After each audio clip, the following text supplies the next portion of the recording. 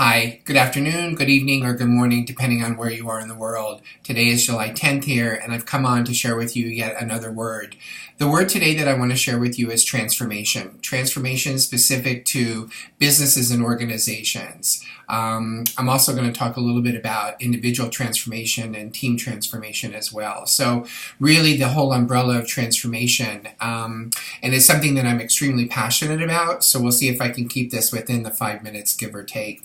So for me, first and foremost, when I look at transformation, what I see immediately is taking something from the way it is to the way it will be. So one way of saying that is there's an as is, the way things are right now, and then there's a to be, which is the expectation when the transformation has been completed. So transformation is always about change. There's always a change involved, and that change releases some things, not everything, and takes on new things, not completely wiping away what was already in place, especially in businesses. And then the other thing is it's all about improvements. I mean, let's face it, when you want to embark on a transformation process, you want to make sure that your organization is going to be better on the other side of it. And that's exactly what transformation was for me throughout my career. So for me, there are three pillars that I always use when it comes to transformation, organizational transformation specifically, and they are people, process, and technology. And so the people incorporates the culture, the leadership, those types of things. The process incorporates the streamlining and making more efficient the processes and making sure that the appropriate number of people are working on those processes so that they're cost effective.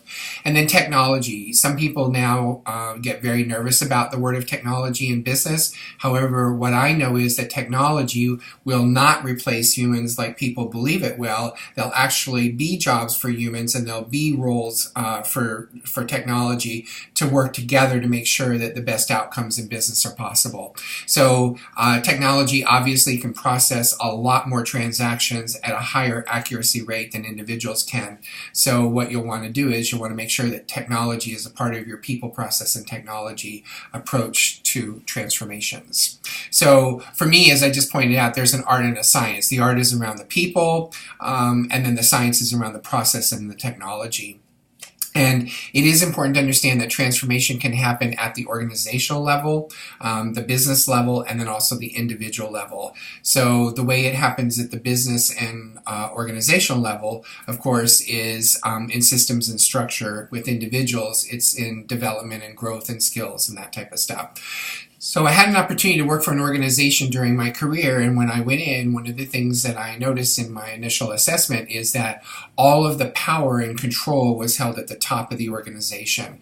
And so what that meant was every decision had to go, most every decision had to go to the top to be made, and then it would come back down.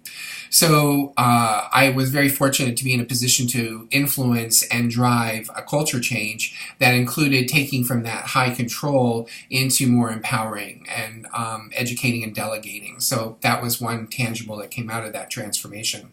Another was that there were working managers, and so they were actually doing the tasks of the departments that they were running. And then what happened was we were able to, through development and offering them classes and programs and all of that type of stuff, to move into being an empowering delegating leader and doing only the tasks that were required of them. And then third and foremost was this organization had historically transferred knowledge from one to the other, much like tribal knowledge is transferred. And so as you might imagine, there were some pieces of information that were shared that weren't necessarily accurate by the time they got to the next generation.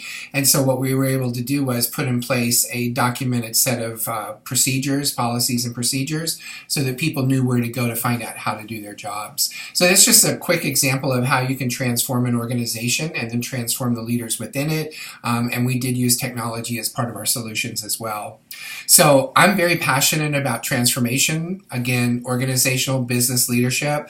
I had the pleasure and enjoyment of doing it for 35 years, and I want to continue to do it in my company, Seed and Lead. So I would love if you would send me an email at phil@seedandlead.com and let me know that you'd be interested in talking with me about how we could partner together to transform your organization, your business, or the individuals on your team or a team together. So please send me an email at phil@seedandlead.com, and I look forward to hearing from you so that we can set that up and see where we might go in transforming you and your organization.